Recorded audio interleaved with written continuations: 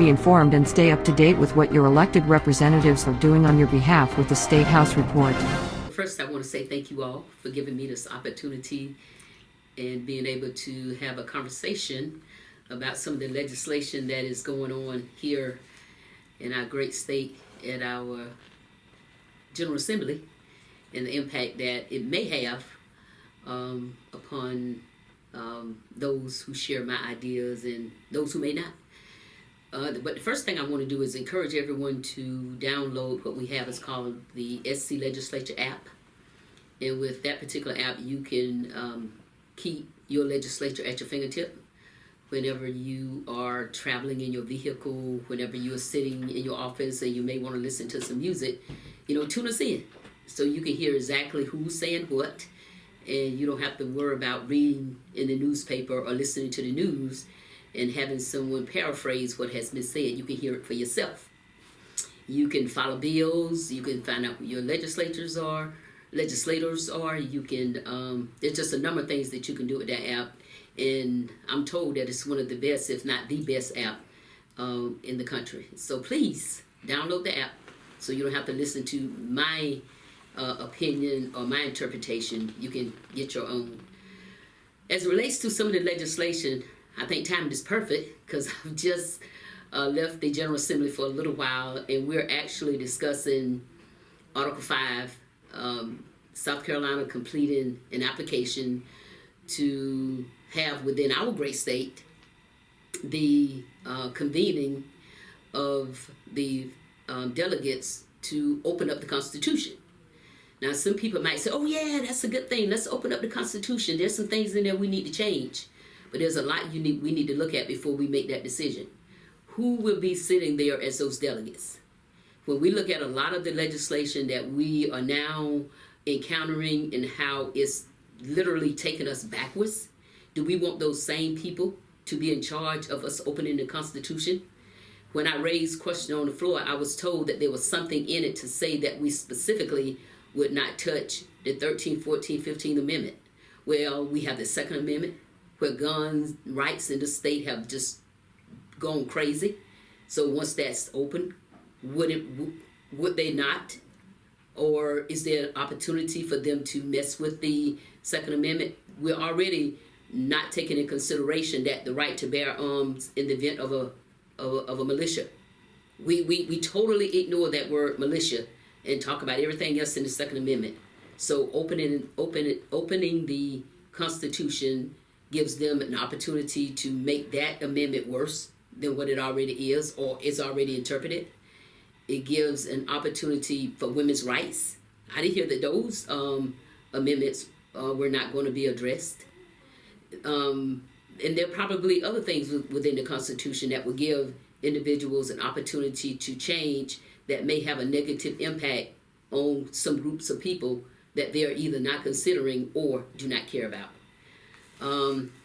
Some other pieces of legislation of concern is the hate crime. Oh, let's go back to Article 5. As when I left the floor, it had not passed the House.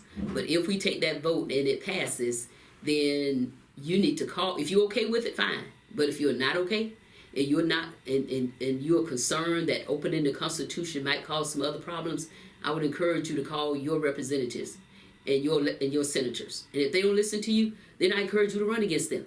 We got to have people who want to work together for the betterment of the state. And that means improving the quality of life of the members of the state. Not just keep putting legislation up that penalize people and infringe upon people's rights that are not the business of the state of South Carolina. It should not be legislated. Okay, hate crime is in the Senate. Chances are slim to none that it will get out, but we're still pushing, we're still hopeful. So if you have not done so, call your senators and tell them you would like to see that legislation out of the Senate and you want to see it passed. There are special rules that they can use to get it out of the Senate and get it passed. So we will not be the only state. Once upon a time, South Carolina could say, thank God for Mississippi. Well, Mississippi just expanded Medicaid. So I guess Mississippi can now say, thank God for South Carolina. Is that what we want to be? We want to be termed as the thank God for state. Well, if you all do not vote, if you all do not pay attention to what is going on, if you do not hold your elected officials accountable, then this is what we're going to get. In Alabama, they just passed the bill about the embryos. I'm not going to go in detail about it, but there was a press conference here this morning, joint Democrats in the House and the Senate, to have a conversation about that, because we don't want legislation to infringe upon couples using this methodology to be able to have children. And we had one of our representatives, Canberra Garvin, speak of how he and his wife used that and how they now have a beautiful young daughter as a result of using that methodology. Some other bills that we have going on, there's an energy bill that's coming up. That bill will have a huge gas facility built in, I'm understanding, here in Colleton County.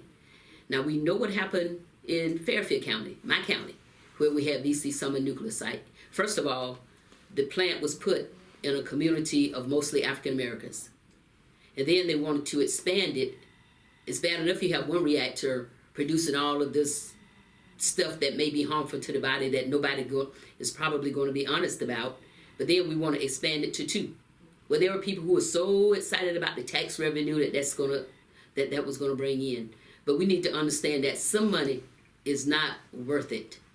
And quality of life and saving lives is more important than bringing in any kind of industry just so you can say you have some tax revenue. So this facility is supposed to be pretty much natural gas. And my concern, my largest concern is the fact that it is being placed in Colleton County, which is another one of those counties along the I-95 corridor. And what is the percentage of African Americans in that neighborhood? How many are going to be displaced? How many property would probably be taken away from them for little or nothing because Santee Cooper and Dominion Energy is coming together, and this can be perceived as maybe a government venture, and now you can start seizing people's property. Is that what we want? I do plan to introduce a bill, and my bill would say that if we're going to vote to have this plant, then that means that the area in which it is located, the demographics cannot be disproportionate when it comes to African American. So if we're going to put the plant there, if 50% of the people in the neighborhood are African or Caucasians, then only 50% can be African Americans. So you can't have this plant just dislocating and disrupting an African American community, which we know that those kinds of things have been done before. Some other, and we've done some good things.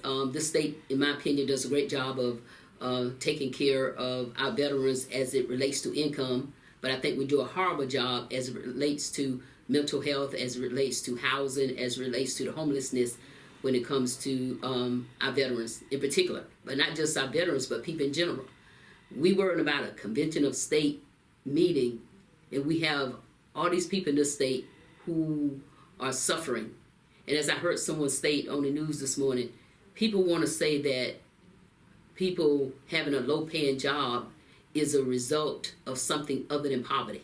They want to call it something else. They want to act like people just choose to live a disadvantaged life. Not that sometimes it's circumstances, and oftentimes it's circumstances that we put in place.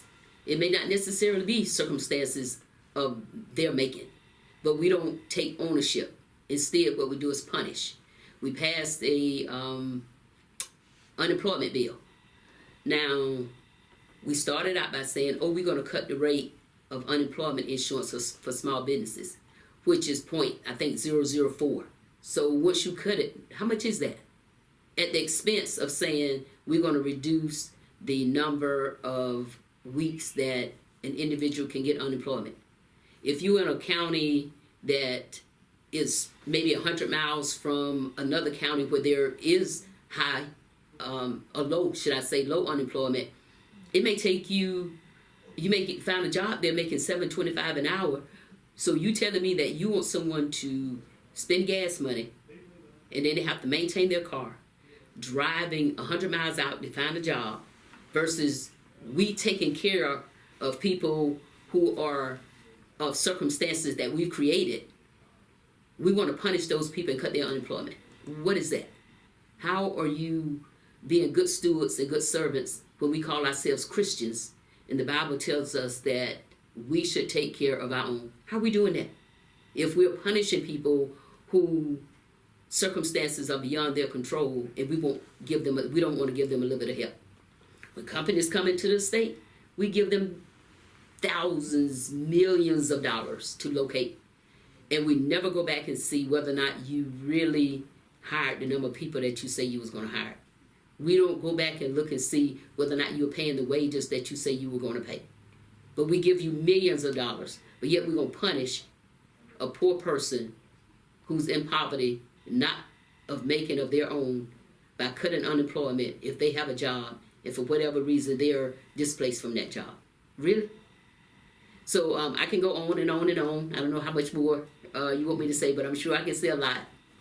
And I know everything I'm saying probably sounds a little like, why are you in South Carolina then? Why don't you leave? Well, I'm not leaving because it's my home, and I'm going to fight to make it better. And I encourage everyone here to fight to make it better. Don't make someone make you leave from where your family is. And then if they're sick, you got to figure out how you're going to get transportation to come and spend time with them. Or if you have a job, you can't get off from work. No. It's good. It's great for those who choose to do it. I don't choose to do it. I choose to fight, and that's what I'm going to do.